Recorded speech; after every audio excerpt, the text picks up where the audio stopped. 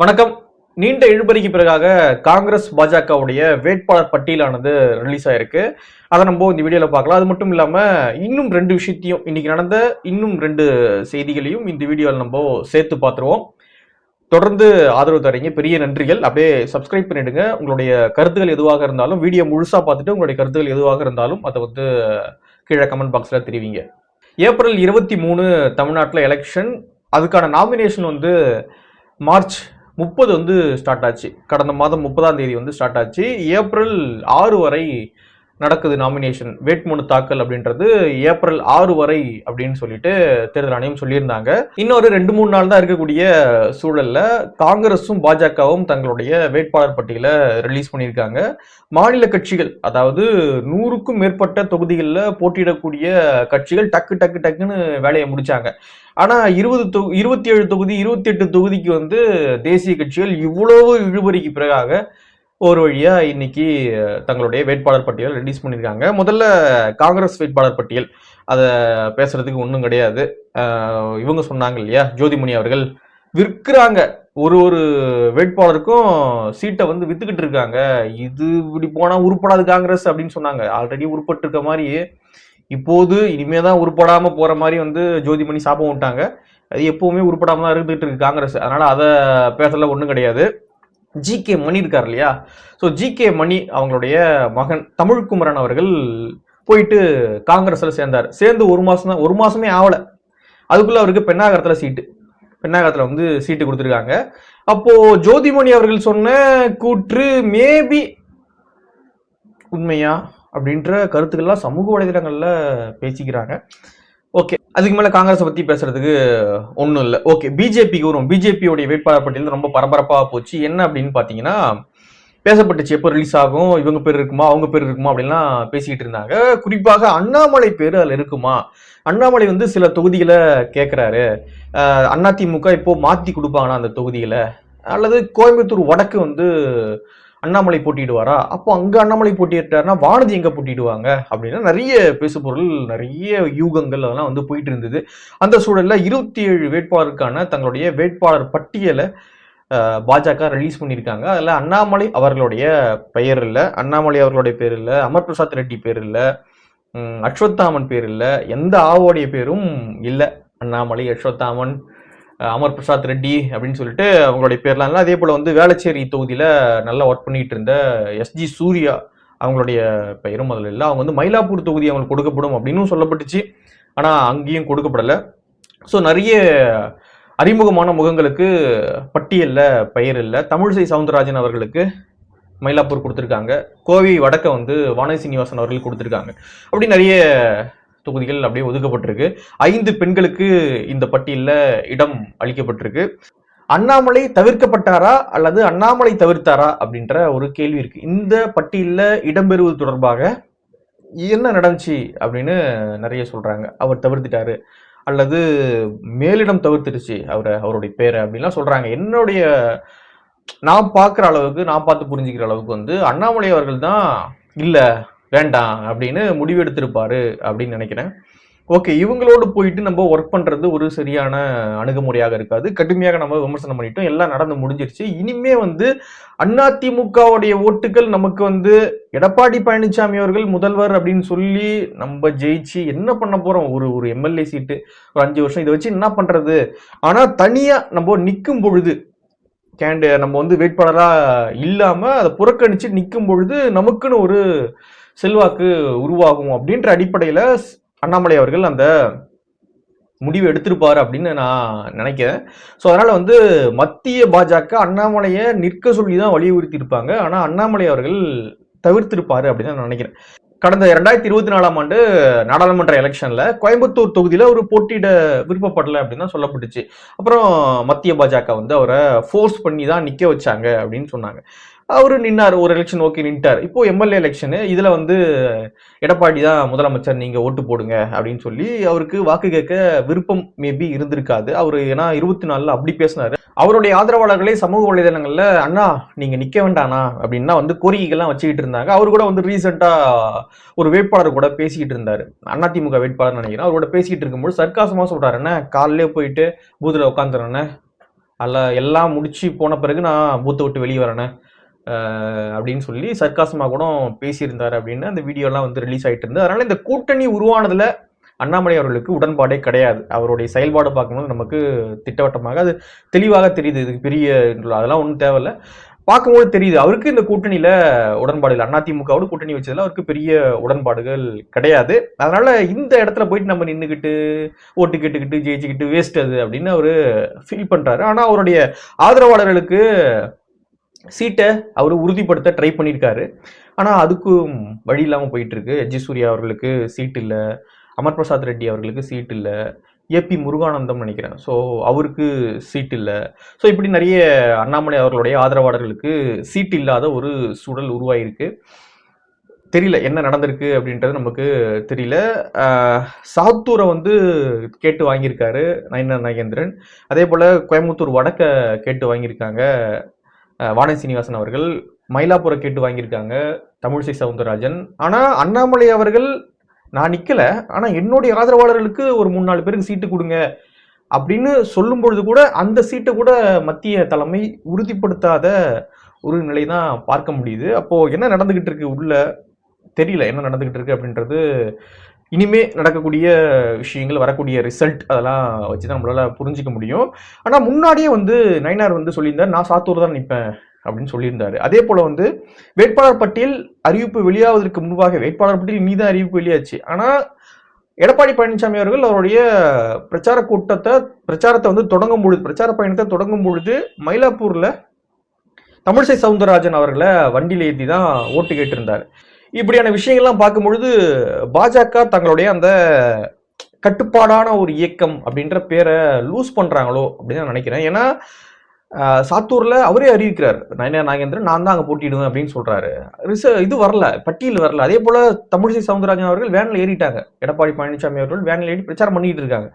அப்படிலாம் பார்க்கும் பொழுது நம்ம காங்கிரஸ் விமர்சனம் பண்றோம், கட்டுக்கோப்பு இல்லாத கட்சி, அவங்க வந்து இஷ்டத்துக்கு பிடிச்சதெல்லாம் பேசிக்கிட்டு இருப்பாங்க, அங்கிருந்து அறிவிப்பு வருவதற்கு முன்பாக இவங்களே வந்து அறிவிச்சுப்பாங்க அப்படின்லாம் வந்து நிறைய விமர்சனம் நம்ம காங்கிரஸ் மீது வைக்கிறோம் இல்லையா. அது இவ்வளவு வந்து பாஜகவை பார்க்கும்பொழுது ரீசெண்டா பாஜகவுடைய நடவடிக்கைகளும் அப்படிதான் இருக்கும் அப்படின்ற கேள்வி இருக்கு. ஒரு டிசிப்ளின் இருக்கும்ல, மேல இருந்து அறிவிப்பு வருங்க வெயிட் பண்ணுங்க அப்படின்னு சொல்லலாம். அதுக்குள்ள என்ன சாத்தூர்ல நயினார் நாகேந்திரன் அவர்கள் தான் போட்டியிட போறாரு அப்படின்னு அவ்வளவு வேகமா சொல்றதுல என்ன, நீங்க களப்பணி பாருங்க எல்லாம் ஓகே, உங்களுக்கு தெரிஞ்சிருக்கும் சாத்தூர் தான் அப்படின்றது மயிலாப்பூர் தான் அப்படின்றது உங்களுக்கு தெரிஞ்சு நீங்க களப்பணி வந்து சைலண்டா பாத்துக்கிட்டு இருங்க, அது வேற. ஆனா பிரஸ்ல வந்து நான் தான் அப்படின்னு ஓப்பனா டிக்ளேர் பண்றது இருக்குல்ல, சோ இது வந்து ஒரு சரியான ஒரு அணுகுமுறையாக நான் பார்க்கல.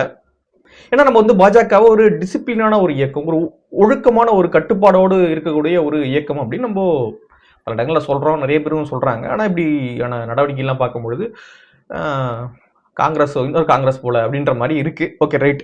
இப்போ இந்த பட்டியலில் அண்ணாமலை அவர்களுக்கும் இடம் கிடையாது, அண்ணாமலை அவர்களுடைய ஆதரவாளர்களுக்கும் இடம் கிடையாது. ஆனா அண்ணாமலை அவர்களுடைய ஆதரவாளர்கள் ரொம்ப மகிழ்ச்சியாக இருக்காங்க. அதாவது மேல்மட்ட ஆதரவாளர்கள் கிடையாது, கீழ்மட்ட ஆதரவாளர்கள் இருப்பாங்க இல்லையா, ஸோ சமூக வலைதளங்கள் எழுதிக்கிட்டு இயங்கிட்டு அப்படி இருப்பாங்க இல்லையா, ஸோ அவங்க வந்து ரொம்ப மகிழ்ச்சியாக இருக்காங்க. இனிமே தான்டா இருக்குது பாஜகவுக்கு அப்படின்லாம் வந்து அவங்க பாஜகவுக்குள்ள அண்ணாமலை பாஜக அப்படின்னு ஒரு பாஜக உருவாக்கி செயல்பட்டுக்கிட்டு இருக்காங்க.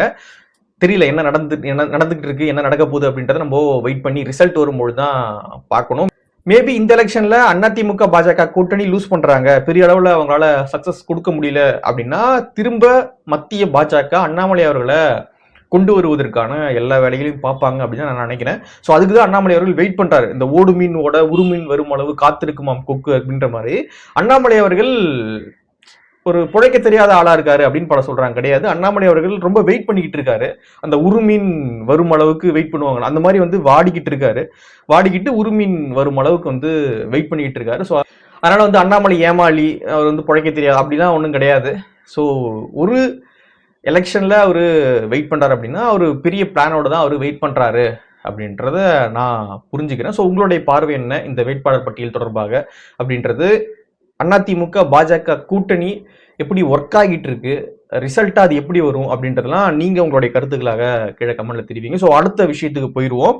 அடுத்து என்ன அப்படின்னு பாத்தீங்கன்னா, திமுக வந்து அவங்களுடைய பிரச்சார தொடக்கத்துல என்ன சொன்னாங்கன்னா, இது வந்து தமிழ்நாட்டுக்கும் டெல்லிக்குமான எலெக்ஷன், தமிழ்நாட்டுக்கும் என்டிஏவுக்குமான எலெக்ஷன் அப்படின்ற மாதிரி, மோடிக்குமான எலெக்ஷன் அப்படின்ட்டுலாம் சொல்லிட்டு இருந்தாங்க. போஸ்டர்லாம் ஓட்டினாங்க நிறைய இடத்துல. தமிழ்நாடு ஒரு பக்கம் வந்து தமிழ்நாடு அப்படின்னு போட்டிருப்பாங்க, பாதி பிரிச்சு மேல வந்து ஹிந்தியில ஏதோ எழுதியிருப்பாங்க. ஸோ அந்த மாதிரிலாம் ஒரு Hindi versus Tamil, north versus south, Tamil Nadu versus Delhi அப்படின்ற மாதிரியான ஒரு கேம்பெயினை அவங்க ஸ்டார்டிங்லேருந்தே பண்ணிட்டு இருந்தாங்க. இதுல சீன்லேயே கிடையாது எடப்பாடி பழனிசாமி, அதிமுக அதுல சீன்லேயே கிடையாது அப்படின்ற மாதிரி அவங்க இக்னோர் பண்ணிக்கிட்டு பிஜேபி எதிர்ப்பு தான் பிரதானம் அப்படின்ற மாதிரி அவங்க இஸ்லாமியர்களையும் கிறிஸ்தவர்களையும் வந்து கன்சாலிடேட் பண்ண ஒரு விஷயத்த வந்து பண்ணிக்கிட்டு இருந்தாங்க. ஆனா எலெக்ஷன் நெருங்க நெருங்க கிரவுண்ட்ல என்ன இருக்கோ அதான் பிரதிபலிக்கும், அது வந்து கரெக்டா பிரதிபலிக்குது அப்படின்னு நினைக்கிறேன். ஸோ உதயநிதி அவர்களும் சரி, கனிமொழி அவர்களும் சரி, எம்.கே. ஸ்டாலின் அவர்களும் சரி, மற்றவர்களும் சரி எடப்பாடி பழனிசாமி அவர்களை எதிர்த்து அதிமுகவை எதிர்த்து தான் பிரச்சாரம் பண்ணிக்கிட்டு இருக்காங்க. இவங்க சொல்றாங்கல்ல என்டிஏ எதிர்த்து, அதாவது டெல்லி எதிர்த்து, மோடி எதிர்த்து அப்படின்னு. ஆனா இவங்களுடைய பிரச்சாரத்தினுடைய அந்த பொருள்லாம் பாருங்க, நிறைய கண்டென்ட் பாருங்க, பார்க்கும் பொழுது அவங்க கிளியர் கட்டா அதிமுகவை எடப்பாடி பழனிசாமி அவர்களை எதிர்த்து தான் பிரச்சாரம் பண்றாங்க. அது தரையுறைவான விமர்சனங்கள் வைக்கிறதா இருக்கட்டும், அதெல்லாம் சேர்த்து நான் சொல்றேன். எப்படி விமர்சனம் பண்ணாலுமே அதிமுகவை எதிர்த்து எடப்பாடி பழனிசாமி அவர்கள் எதிர்த்து தான் திமுகவுடைய பிரச்சாரம் இருந்துகிட்டு இருக்கு. நீங்க முன்னாடி ஒரு நெரேட்டிவை கட்டமைக்கலாம், தமிழ்நாடு வர்சஸ் டெல்லி, தமிழ் வர்சஸ் ஹிந்தி அப்படின்னு பிஜேபிக்கு எதிரான ஒரு நெரேட்டிவ் நீங்க செட் பண்ணலாம். ஆனா களத்துல அது வரும்பொழுது ஒர்க் ஆகாது இல்லையா? ஸோ அது நல்லா பிரதிபலிக்குது. அதிமுகவுக்கு எதிராக, எடப்பாடி பழனிசாமி அவர்களுக்கு எதிராக பிரச்சாரத்தை கூர்மைப்படுத்தியிருக்காங்க திமுக. அதே போல வந்து திமுகவுக்கு எதிரான பிரச்சாரத்தையும் அதிமுக கூர்மைப்படுத்தியிருக்காங்க. இப்படி போயிட்டு இருக்கு. என்ன ரிசல்ட் வருது அப்படின்றத நம்ம வெயிட் பண்ணி பார்க்கலாம். எப்படி போயிட்டு இருக்கு பிரச்சார காலம், உங்க ஊர்ல எப்படி இருக்கு, எப்படி போயிட்டு இருக்கு, எப்படி பாக்குறீங்க அப்படின்றத நீங்க கீழே கமெண்ட்ல பதிவு பண்ணுங்க. ஸோ அடுத்த விஷயத்துக்கு போயிடும். அடுத்தது என்ன அப்படின்னு பாத்தீங்கன்னா, தாவேக்கா வந்து தங்களுடைய வேட்புமனுக்களை தாக்கல் பண்ணாங்க. விஜய் அவர்கள் 2 தொகுதியில வேட்புமனு தாக்கல் பண்ணியிருக்காரு. பெரம்பூர் மற்றும் திருச்சி கிழக்கு ஆகிய 2 தொகுதியில வேட்புமனு தாக்கல் பண்ணியிருக்காரு. ஸோ இங்க வந்து வேட்புமனு தாக்கல் பண்ணும்பொழுது ஒரு வழக்கை வந்து காட்டல, அங்க தாக்கல் பண்ணும்போது ஒரு வழக்கை வந்து சேர்த்திருக்காரு அப்படின்ற மாதிரிலாம் நிறைய விஷயங்கள் சொல்றாங்க. நிறைய மிஸ் பண்ணி வேட்புமனு தாக்கல் பண்ணியிருக்காரு அப்படின்னு சொல்றாங்க. மேபி எதனா ஒன்று ரிஜெக்ட் ஆகும் அப்படின்னும் சொல்லப்படுது. ஸோ அது எந்த அளவுக்கு நடக்குது அப்படின்றத நம்ம வெயிட் பண்ணி பார்க்கலாம். இன்னும் ஒரு 4-5 நாள் தான் இருக்கு, வெயிட் பண்ணி பார்க்கலாம்.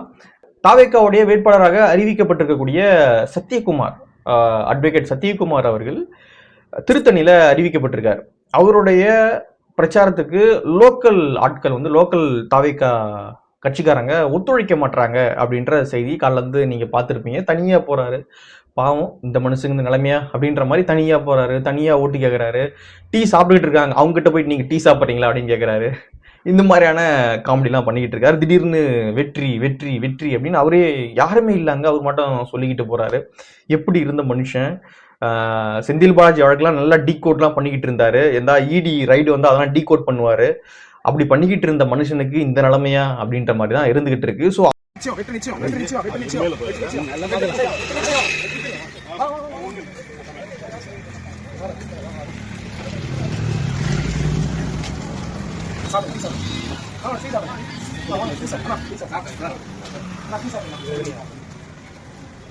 அவர் வந்து லோக்கல் தாவேக்கா நிர்வாகிகளை மதிக்கல அப்படின்னு அவங்க சொல்றாங்க. நீங்களாம் என்ன, உங்களுடைய தாவிலாம் எனக்கு தேவையே கிடையாது. நான் ஒரு 13-15 பேரை வச்சிருக்கேன், அவங்கள வச்சு நான் கேம்பெயின் பண்ணிப்பேன்.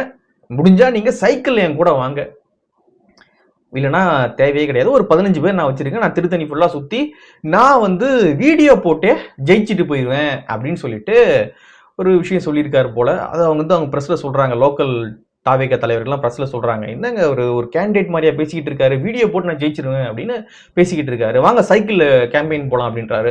13 பேர் போதும், வேற எதுவும் வேண்டாம், நான் ஜெயிச்சிருவேன் அப்படின்றாரு. ஸோ கள நிலவரம், கிரவுண்ட் ரியாலிட்டி என்ன அப்படின்றதே வந்து அவருக்கு தெரியல அப்படின்னு வந்து சொல்லியிருந்தாங்க. சத்யகுமார் அவர்களுக்கு மட்டும் கிடையாது, தமிழ்நாடு முழுக்க பல்வேறு கேண்டிடேட்ஸுக்கு வந்து கிரவுண்ட் ரியாலிட்டி என்ன அப்படின்றது தெரியல. சும்மா வீடியோ போடலாம், இன்ஸ்டா ரீல்ஸ் போடலாம், விஜயோடைய பாட்டை வந்து போடலாம், ஓட்டு வந்துடும் அப்படின்னு நினைக்கிறாங்க. விஜய் அவர்களே அப்படியே நினைச்சுக்கிட்டு இருக்காரு, நம்ம எதுவும் பண்ண வேண்டாம், சும்மா போயிட்டு அப்படியே ரோட் ஷோ அப்படி போனா ஓட்டு வந்துடும், மக்கள் பிரச்சனை பத்தி பேச வேண்டாம், எதுக்கும் நம்ம குரல் கொடுக்க வேண்டாம், பிரஸ்ஸோ கூட மீட் பண்ண வேண்டாம், எதுவுமே வேண்டாம், நமக்கு வந்து ஓட்டு போட்டுருவாங்க, நம்ம சிஎம் ஆயிடலாம் அப்படின்ற கனவுல தானே வந்து விஜய் வாழ்ந்துகிட்டு இருக்காரு. ஸோ அவரே அப்படி இருக்கும்பொழுது கேண்டிடேட்ஸ் எப்படி இருப்பாங்க? அதனால சத்யகுமார் அவர்கள் வெளில நான் வீடியோ போட்டு ஜெயிச்சுக்கிறேன் திருத்தணியில அப்படின்னு வந்து சொல்லியிருக்காரு. நல்லா வாழ்ந்திருந்த மனுஷன், நல்லா வீடியோ போட்டுட்டு இருந்தார், இந்த டிகோடிங் இந்த டிகோடிங் அப்படிலாம் போட்டு வீடியோ போட்டுக்கிட்டு இருந்தாரு. இப்போ பார்த்தீங்கன்னா சினிமாலாம் அவர் நடிச்சிருந்தாரு, நேதாஜி போல, அம்பேத்கர் போல சினிமாலாம் நடிச்சுக்கிட்டு இருந்தாரு. இப்போ பார்த்தீங்கன்னா டீ குடிச்சிக்கிட்டு இருக்காங்க, பார்க்கும்பொழுதே ரொம்ப நகைச்சுவையாக, டீ குடிச்சிக்கிட்டு இருக்காங்க, போயிட்டு டீ குடிக்கிறீங்களா நீங்க அப்படின்றாரு. இந்த மாதிரி வந்து போயிட்டு இருக்கு. அதனால தாவேக்காவுடைய இந்த பிரச்சாரம்லாம் பார்க்கும்பொழுது ரொம்ப காமெடியாக போயிட்டு இருக்கு. தாவேக்காவுடைய அந்த பிம்பம் இருக்குல்ல, அந்த பிம்பம் வந்து அவங்க கிரவுண்டுக்கு வராத வரைக்கும் பெருசா இருந்துச்சு. ஊடகங்கள் ஊதி ஊதி ஊதி ஊதி விஜய் வந்துட்டாரு, விஜய் வந்துட்டாருன்னா அப்படி முடிஞ்சிச்சு, 18%, 15% ஆட்சியை மாத்திட்டாரு, இவங்களை கவுத்துட்டாரு அப்படின்ற மாதிரி ரொம்ப பில்டப் இந்த ஊடகங்கள் கொடுத்துக்கிட்டே இருக்காங்க. ஆனா ஆக்சுவலா கிரவுண்ட்ல இறங்கி டிவிக்கு ஒர்க் பண்ணும் பொழுது அவங்க ரொம்ப காமெடியா மாறிடுறாங்க. உங்களுடைய பார்வை என்ன அப்படின்றத கீழே கமெண்ட்ல பதிவு பண்ணுங்க. நன்றி.